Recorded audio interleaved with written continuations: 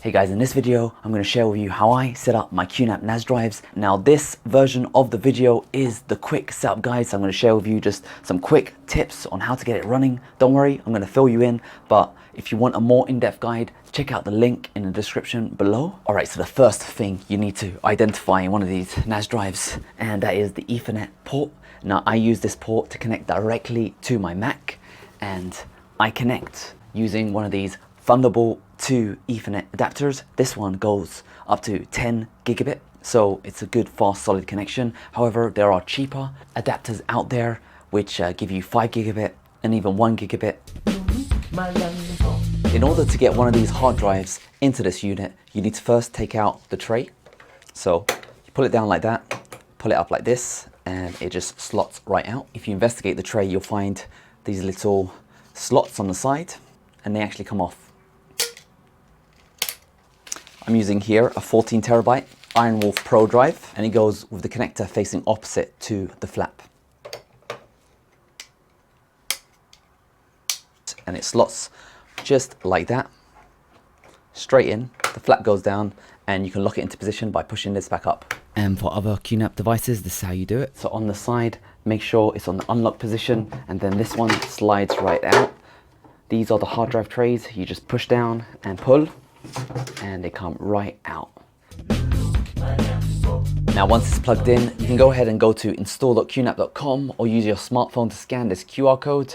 However, what I like to do is just tap on this screen, tap it again, and I actually get the IP address of this NAS unit. And I can type that into the web browser and set it up from there. Boom shakalaka, we are in to the installation guide. All right, so on the first screen, you gotta give your NAS, your baby, your love a name. This name is what you're gonna use to connect in Finder or in Windows Explorer, so don't be too nasty about it. Next up, you specify your IP address. Now for this, you can make it a static IP address because you don't want your IP addresses constantly changing. However, if you plug it into a network router, you probably want to leave it up to the router to assign you your IP address so it doesn't conflict with other devices. So you choose what kind of file services you want to use to start off with. Mac and Windows are the basic ones to go for. Hit apply. It's now going to just delete all the data on my drive and go ahead and install QNAP's QTS software. And that is it. It's completed. Congratulations. You have set up your NAS drive. Everyone always says that QNAP is complicated, but as you just saw, easy as pie. Got username and password, remember me, secure login, so it uses HTTPS. Because it doesn't have a certificate that's authorized by servers on DNS, you need to click advanced and proceed. And now you're going to be inside QNAP's QTS amazingness. That's it. Welcome to your main menu. You access more options here, access the control panel there, App Center to download apps over there, and this is where you customize your profile. Get a bunch of launched windows. Don't worry about this one. This one says DNS server couldn't resolve. We're not plugged into a router, we're just plugged in direct to our Mac, so I don't need this warning. So I'm going to go ahead into the main storage menu, and rather than clicking storage pool here, I'm going to click on volume. And at the top, you get to choose if you want a static, thick, or thin volume. I always go for static because it's the fastest one. It says they give the best performance for random file access, up to 20% faster. Next, you select which drives you want to use for this folder. Now I only have one drive plugged in. I'm going to start off with one, and then I'm going to upgrade it to a RAID. You can of course plug in all your drives to start off with and just set up as a RAID to go from the beginning. But for me, because I want to just help out as much people as I can, maybe this is your first NAS drive and you've only got one hard drive to spare, follow this guide for now. So disk 1, RAID type is single, but if you're setting up as a multiple RAID, you can choose your RAID setup here. Personally, if you are going RAID, I always recommend RAID 6 because it allows you the most safest experience. It means 2 drives can fail without all of your data being lost. Single. Give your volume a name and choose bytes per node. For me, this 8-bay NAS has 6 times 14. It can support 84 terabytes of data. So I'm going to select 32K because it's the smallest amount I can pick, which supports the maximum volume size of 128. For you, it depends on the hard drive you're using and how much slots you're going to need, but I find that 32K is pretty good. Also, make sure to click advanced. You get an alert threshold. For example, if you're eating up more than 80% of the storage, you're going to get a little beep and it's going to tell you, hey, you're using too much space. I don't use this feature, but you probably should leave it on. And encryption. Encryption is amazing and it works really fast on these QNAP NAS units. And what that means is, it means that when your data is saved on the disk, it's also saved encrypted, which means if someone steals your NAS unit or steals your hard drives, it's going to be a lot harder for them to decode what the hell is on your drive. So I always use encryption as well. Note, encryption does come at a cost. There is a slight performance penalty. For me, it's worth it. And check out my video comparing the RAID types and the encryption types to find out more details on the penalty over there. And you can tick that create shared folder on the volume. Basically, we're gonna create a new volume, but again, there's no shared folder inside, so you still can't access it. So I'm gonna go ahead and create my first share folder, and I'll call it shared. So if you go into network on Mac, you should see the name of your NAS drive appear there, and you can just connect directly by double clicking on the name of your drive. You either want to connect using SMB or AFP.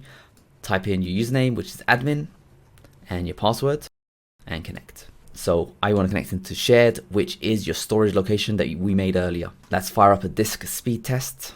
3, 2, 1, let's go. We're getting, what is it, over 250 megabytes a second.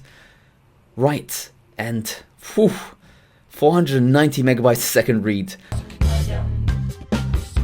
Now another thing I recommend you always do in storage and snapshots, go into your disks, and this is the area you need to look at. So disk health settings, which kind of collates all different tests you can run. So you can set up an alarm. So for example, if your hard drive goes over 55 degrees, it will start beeping and letting you know. And you can set up a rapid test, a complete test, and you can set up daily analysis for your Iron Wolf drive if you have an Iron Wolf drive available. Furthermore, in global settings over here, you'll get to define not only the priority of your scrubbing speed, so usually I have mine in low speed, but you can also set up a RAID scrubbing schedule, and I set myself up to scrub it once a month and at 2 AM. Now scrubbing does take a long time, it can even take a few days, so your hard drive will run slower while it is being scrubbed. However, if it's at low speed, it will take longer, but when you're using it, you won't suffer the slowness of scrubbing.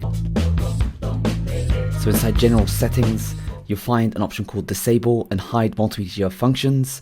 Enabling this enables something called indexing, and it does slow down your NAS drive ever so slightly, but it does give you the ability to install a photo library and all that stuff. But out of the box, by default, it is disabled, and that's probably a good thing.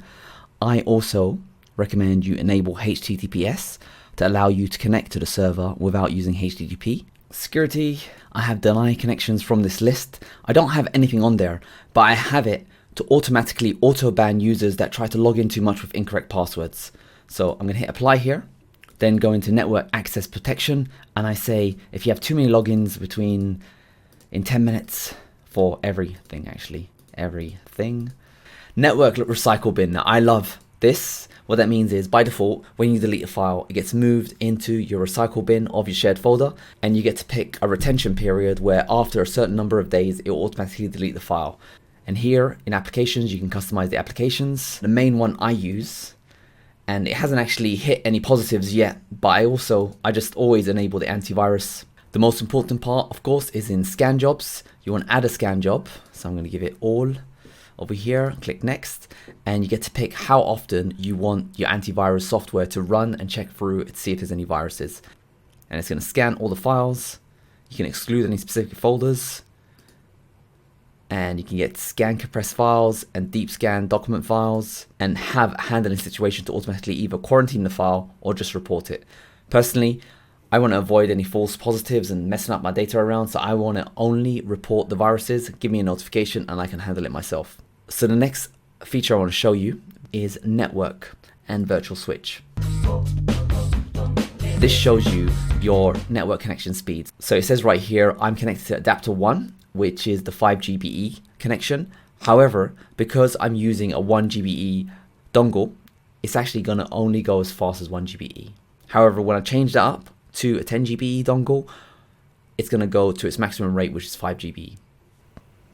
So now I'm pumping it through a 10 GBE adapter, so its network speed is 5 Gbps.